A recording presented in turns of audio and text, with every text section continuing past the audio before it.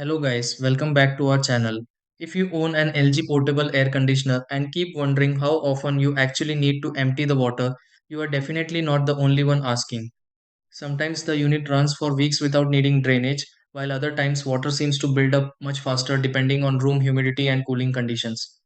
Since many LG portable air conditioners can partially evaporate moisture during regular use, the draining schedule may not always be the same for everyone.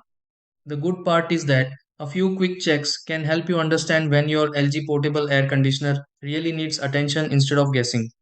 In this video, let's go through several easy things to check so you know how often to empty water from an LG portable air conditioner. Try these.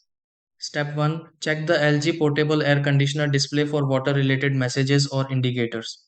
Step 2. Notice room humidity because the LG portable air conditioner may collect water faster in humid spaces. Step 3. Listen for unusual water movement inside the LG portable air conditioner during operation. Step 4. Inspect the drain area of the LG portable air conditioner occasionally if cooling feels different.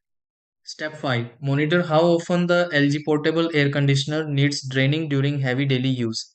Step 6. Empty water from the LG portable air conditioner whenever signs or reduced performance appear.